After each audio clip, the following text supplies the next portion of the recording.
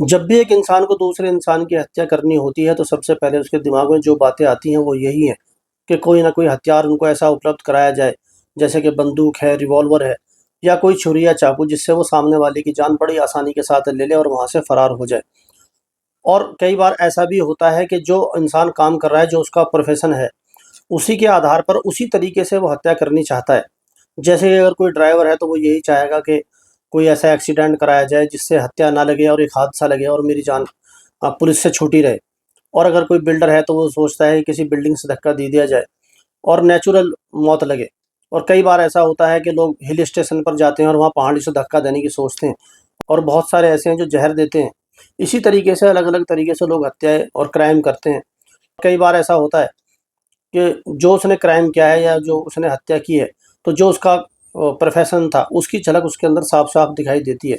जरूरी नहीं है जो हत्यारा है, जो क्राइम कर रहा है, वो कोई अनपढ़ ही हो या कोई हिस्ट्री सीटर ही हो। बड़े पढ़े लिखे और बड़े बड़े लोग ये क्राइम करते हैं। डॉक्टर हैं, इंजीनियर हैं, नेता हैं, धर्मगुरु हैं, और बड़े आसानी के साथ ये क्राइम करते हैं और फिर किस तरीके से पकड़े जाते हैं। और जो उनका चेहरा दुनिया को आज तक भोला दिखाई दे रहा था, कुछ दिन बाद पता लगता है कि वो कितना वहशी और कितना दरिंदगी भरा वो चेहरा था। आज की कहानी भी कुछ ऐसी है कि एक डॉक्टर है और किस तरीके से वो एक हत्या करता है और 6 महीने तक बिल्कुल मासूम और भोला बन के सबके साथ रहता रहता है। लेकिन 6 महीने बाद अचानक एक रिपोर्ट आती है और जिससे पता चलता है कि जिसको हम सबसे ज़्यादा मासूम समझ रहे हैं उसी ने हत्या की है, और पूरी की पूरी कहानी सर के बल पलट जाती है। तो दोस्तों, आदाब, नमस्कार, सत श्री अकाल, आपका बहुत स्वागत है आपके अपने शो दानिश की ज़ुबानी में। आज की कहानी है बेंगलुरु से। 24 मई 2024 को एक शादी होती है जिसमें लड़के का नाम है डॉक्टर महेंद्र रेड्डी, जो एक सरकारी अस्पताल में सर्विस कर रहे हैं। और दूसरे जो दुल्हन है वो भी डॉक्टर हैं, वो स्किन वगैरह की डॉक्टर हैं और इनका नाम है कृतिका रेड्डी। शादी से पहले एक बड़ा प्यारा इनका एक फ़ोटो शूट होता है, प्री वेडिंग फ़ोटो शूट। और मैं चाहता हूँ ये आप देखें कि इसमें किस तरीके से हसीन लम्हे हैं जो बिताए जा रहे हैं।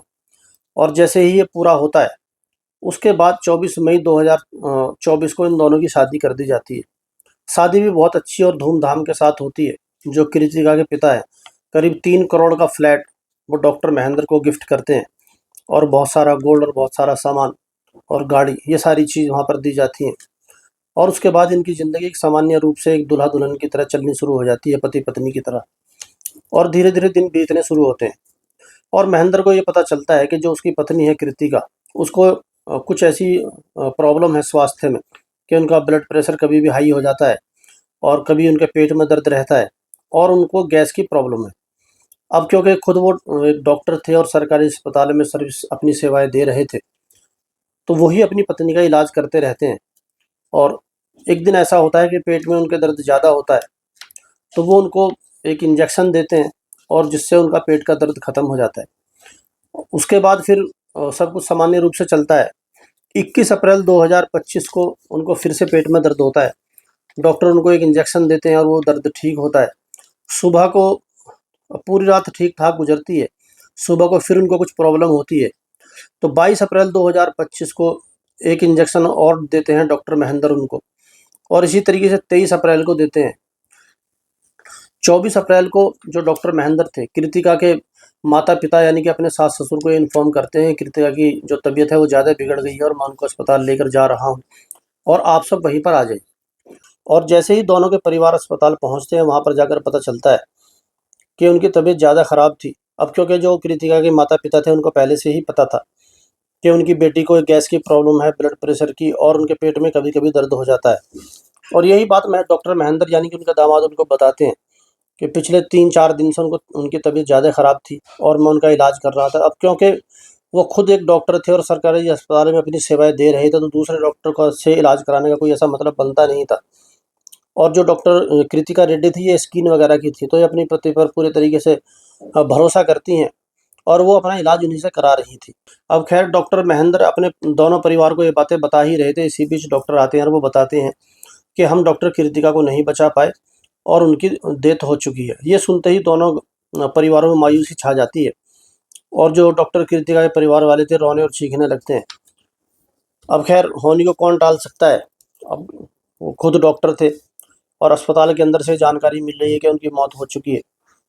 अब ये सुनकर सबको बहुत दुख होता है कि जिसकी अभी-अभी शादी हुई थी, करीब 10 महीने पहले ही, और जिसकी उम्र मात्र 28 साल थी, और वो कैसे इतनी जल्दी दुनिया छोड़कर जा सकती है।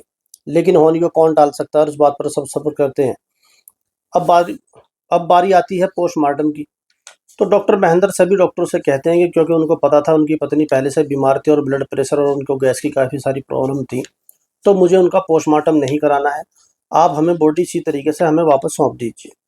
तो डॉक्टर महेंद्र दोनों परिवार वालों को ये समझाते हैं कि क्यों अपनी पत्नी की चीर-फाड़ कराई जाए, क्यों पोस्टमार्टम बेकार में कराया जाए। हम बॉडी लेते हैं और अंतिम संस्कार करते हैं। और उसके जो वो डॉक्टर महेंद्र के जो सास-ससुर थे और कृतिका के माँ-बाप, वो इस बात को समझ जाते हैं और वो कहते हैं कि चलो ठीक है, जैसा तुम्हें सही लग रहा है तुम ऐसा कर लो। लेकिन डॉक्टर कृतिका की जो बहन थी, जिनका नाम था निकिता, वो भी डॉक्टर थी, और वो इस बात पर अड़ जाती हैं कि नहीं, पोस्टमार्टम होना चाहिए। और अगर डॉक्टर लोग भी ऐसा करेंगे कि इसको चीर-फाड़ का नाम देंगे पोस्टमार्टम को, तो फिर जो एक आम आदमी है वो पोस्टमार्टम क्यों कराए? और जब डॉक्टर कृतिका की मौत अस्पताल के अंदर हुई है, तो पोस्टमार्टम कराने में क्या जा रहा है? अंतिम संस्कार तो बाद में भी हो सकता है। अब क्योंकि डॉक्टर महेंद्र यहाँ पर सबको मना चुके थे, अपने माता-पिता को और अपने सास-ससुर को, सभी उनकी बात पर राज़ी हो गए थे और वो चाहते कि पोस्टमार्टम ना हो। लेकिन डॉक्टर निकिता इस बात पर अड़ जाती हैं और वो कहती है कि नहीं, पोस्टमार्टम होगा तभी हम बॉडी को रिसीव करेंगे। खैर, सब डॉक्टर निकिता के आगे झुक जाते हैं और पोस्टमार्टम हो जाता है। पोस्टमार्टम होने के बाद बॉडी उनको सौंप दी जाती है और वो विधि-विधान के अनुसार उनका अंतिम संस्कार कर दिया जाता है, और सब अपने-अपने कामों में रोज़मर्रा की तरह लग जाते हैं। और जो नॉर्मल पोस्टमार्टम रिपोर्ट आती है, उसमें पता चलता है कि उनकी जो मौत थी वो नेचुरल थी, और कोई गड़बड़ पोस्टमार्टम की रिपोर्ट में नहीं मिलती। और जो विसरा रिपोर्ट है वो हमारे देश में कम से कम 1 महीना उसको आने में लगता ही है, जिसमें मैंने आपको पहले भी ये बताया था कि शरीर के कुछ अंदरूनी अंग निकाल कर रख लिए जाते हैं, और उनके अंदर कोई ऐसा ज़हर या कोई ऐसा कुछ खाने में या कोई ऐसा इंजेक्शन, तो इसमें कम से कम 1 महीना लगता ही लगता है। अब क्योंकि यहाँ के पोस्टमार्टम रिपोर्ट आ ही चुकी थी और सब कुछ ठीक-ठाक चल रहा है, और जो कृतिका के परिवार वाले थे, विसरा रिपोर्ट का इंतज़ार नहीं करते और ना ही उसका इतना उसका वो ध्यान देते हैं, क्योंकि उनको लगता है इनकी बेटी को पहले से काफ़ी सारी ऐसी प्रॉब्लम थी, और धीरे-धीरे वक़्त गुज़र ही रहा था। इसी बीच विसरा रिपोर्ट अस्पताल में पहुँचती है, और उस विसरा रिपोर्ट को देखकर डॉक्टर चौंक जाते हैं, और फिर वो डॉक्टर कृतिका के परिवार वालों को बुलाकर उस रिपोर्ट को सौंपते हैं।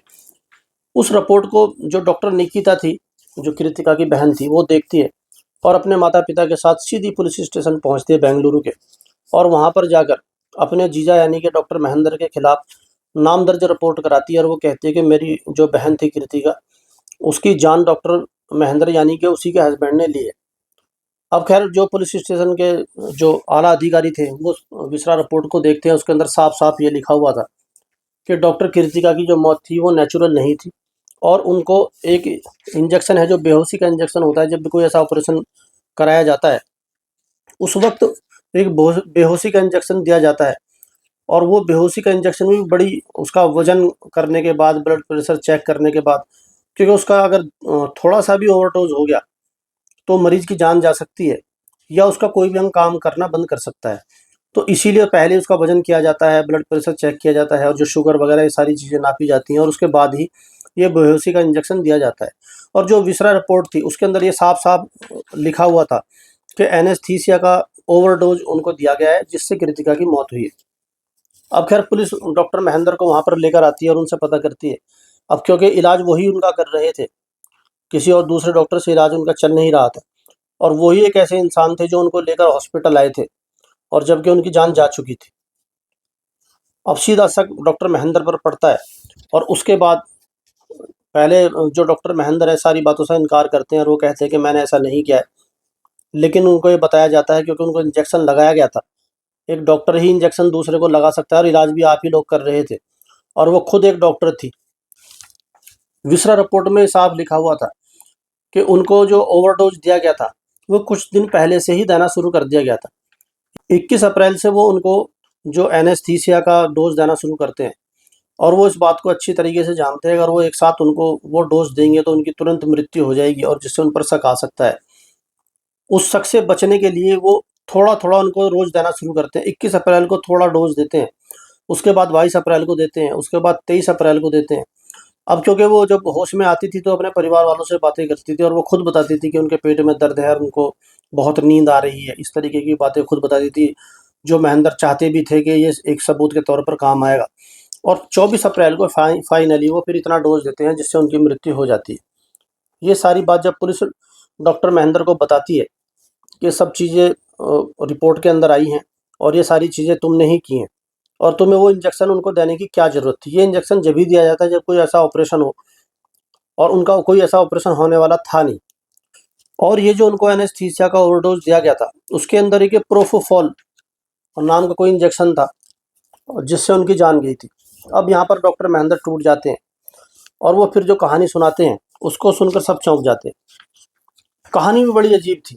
कहानी ये थी कि जब दोनों की इनकी शादी होती है और इस शादी में अच्छा खासा उनको दहेज मिलता है, जो मैंने आपको बताया 3 करोड़ का घर मिलता है, गाड़ी, सोना, सब चीज़ें इनको मिलती हैं। और जब ये दोनों साथ रहने लगते हैं, क्योंकि अप्रैल में इनकी शादी हुई थी, करीब 10-11 महीने साथ रहते हैं और 10-11 महीने में डॉक्टर को पता चलता है कि उनकी जो पत्नी है उसकी एक मेडिकल हिस्ट्री है, उसको गैस बनती है और ब्लड प्रेशर हाई लो उनका रहता है और उनके हमेशा पेट में दर्द रहता है। और उनको अपने ससुराल वालों पर इस बात का बहुत गुस्सा आता है और एक शिकायत होती है कि उनके ससुराल वालों ने उनकी जो मेडिकल हिस्ट्री थी उनको उसकी सही जानकारी नहीं दी। और उनको ये लगने लगता है कि मैं एक बीमार पत्नी के साथ कैसे रह सकता हूँ। अब यहाँ पर एक रास्ता उनके सामने ये था कि वो चाहते तो वो डिवोर्स ले सकते थे, लेकिन एक लालच उनके दिमाग में ये आया कि अगर वो डिवोर्स लेते तो जो ये मकान था 3 करोड़ का और जो भी दहेज था या जो भी वो गोल्ड था, गाड़ी थी, सारी चीज़ें थी, और जो भी, और जब डिवोर्स होता है तो सारी चीज़ें कोर्ट के अंदर रखी जाती हैं और फिर वो सारी चीज़ें वापस भी उनको करनी पड़ेंगी। तो उनको लगता है कि अगर मैं ये सारी चीज़ें वापस करता हूँ तो ये बहुत बड़ा नुकसान हो जाएगा और एक तरीके से एक जो एक धब्बा है वो भी अपने चेहरे पर ये लग जाएगा कि जो डॉक्टर है पहले से डिवोर्सी है और दूसरी शादी में काफ़ी प्रॉब्लम आएगी। और अगर वो कृतिका की नॉर्मल डेथ का इंतज़ार करता है तो हो सकता है कि 10 साल 5 साल निकल जाएँ और उसकी भी एज काफ़ी हो जाएगी और उसको फिर वो उस तरीके की लड़की नहीं मिलेगी जैसे उसको चाहिए। अब यहाँ पर वो बहुत सारी ऐसी उधेड़-बुन करता है कि ऐसा क्या किया जाए कि जो माल है वो भी अपने पास रहे और कृतिका से भी पीछा छूट जाए और दूसरी शादी भी अभी जल्दी से जल्दी हो जाए। क्योंकि जितना लेट कृतिका की मृत्यु होगी, उतनी ही जो दूसरी शादी में उनको दिक्कत होगी और दूसरी शादी में फिर उस ऐसी उनको दूसरी लड़की नहीं मिलेगी जैसी जैसी कि वो हकदार हैं। ऐसी उनकी सोच थी और वो फिर ये फाइनल करते हैं, क्योंकि खुद वो एक डॉक्टर थे और सरकारी अस्पताल में अपनी सेवाएँ दे रहे थे। तो उनको लगता है कि वो खुद ही उसकी ऐसी हत्या करेंगे। इससे पहले उनके दिमाग में आती है कि वो कोई ऐसा किसी को सुपारी दे दें या किसी तरह का उनसे हत्या कराई जाए। पहले उनके दिमाग में बहुत सारी चीज़ें आती हैं हत्या की, लेकिन सबसे आसान और सबसे सुंदर जो उनको एक प्लान लगता है वो यही था कि वो किसी भी दवाई का उनको ओवरडोज़ देंगे। नींद की गोली से ही नॉर्मली ज़्यादातर लोग ख़त्म हो जाते हैं। अब क्योंकि वे खुद डॉक्टर थे और वो बीमार थीं, अब उनको आप कोई भी इंजेक्शन लगाओगे या कोई भी दवाई दोगे, तो वो पहचान सकती थी और वो देख सकती थी। यहाँ पर इनको लगता है कि क्यों ना उनको बेहोशी की दवाई दी जाए और उसी से इनकी हत्या हो जाएगी और सबको ये सब नेचुरल लगेगा और जो भी माल और दौलत है वो भी अपने पास रहेगी और कुछ ही दिन बाद मेरी दूसरी शादी भी हो जाएगी। तो कुल मिलाकर कहानी का सार ये था कि कोई ऐसी बड़ी प्रॉब्लम नहीं थी, जो बीमार ये थी, अब वो खुद डॉक्टर थे, वो सही भी हो सकती थी, लेकिन उन्होंने उसको सही करने की ना सोचकर ये सोचा कि इस आदमी को ही ख़त्म कर दिया जाए और पूरी माल और दौलत भी अपने पास रहे और दूसरी शादी भी आराम के साथ हो जाए। अब जो 1 साल उनकी शादी को मुश्किल से हुआ था और इसी बीच में उन्होंने हत्या का भी प्लान बना लिया और वो किस तरीके से ओवरडोज़ देकर एक हत्या कर देते हैं। और यहाँ पर एक चीज़ ये भी सामने आती है कि अगर निकिता जो उनकी साली थी, वो पोस्टमार्टम उनका ना कराती, तो शायद एकदम ये परफेक्ट मर्डर होता और आज तक भी डॉक्टर नहीं पकड़े जाते। अब क्योंकि पोस्टमार्टम के अंदर भी वो चीज़ें नहीं आई थी और जो विसरा रिपोर्ट होती है उसके अंदर ये अ, हत्या का शक आता है और जिसमें डॉक्टर महेंद्र पकड़े जाते हैं। तो ये थी आज की कहानी। इस कहानी पर आपकी क्या राय है कमेंट में ज़रूर बताएं। चैनल को लाइक करें, सब्सक्राइब करें। अब आपसे मुलाकात हुई कल किसी दूसरी सच्ची घटना के साथ। तब तक अपना और अपनों का बहुत ख्याल रखें। बहुत बहुत धन्यवाद।